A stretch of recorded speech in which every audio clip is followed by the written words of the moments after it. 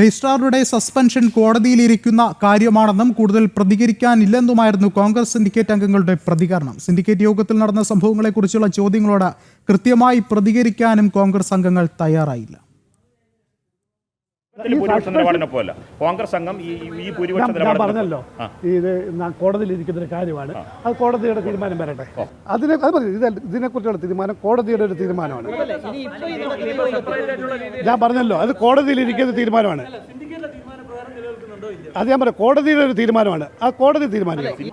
ഞാൻ പറഞ്ഞല്ലോ, അതിനെക്കുറിച്ച് തീരുമാനം എടുത്തില്ലല്ലോ. വൈസ് ചാൻസലർ പോയില്ലയോ? സസ്പെൻഷൻ അല്ല, അതിപ്പോൾ ആൾറെഡി അൽകുമാർ സാർ കോടതി കേസ് കൊടുത്തിരിക്കുകയാണ്. ആ കേസിൻ്റെ വിധി നാളെ വാദത്തിലേക്ക് വിളിച്ചിരിക്കുകയാണ്. അതിനൊരു തീരുമാനം നാളെ ഉണ്ടാവട്ടെ. അത് കഴിയുമ്പോൾ നമ്മൾ അതിനെക്കുറിച്ച് ചർച്ച പറയാം. അതിപ്പോൾ സീനിയർ മോസ്റ്റ് സിൻഡിക്കേറ്റ് മെമ്പർ വെച്ചിട്ട് ഇപ്പം മീറ്റിംഗ് നടക്കുന്നുണ്ട്. അത് വെച്ചിട്ട് ചിലപ്പോൾ ആ തീരുമാനം എടുക്കും.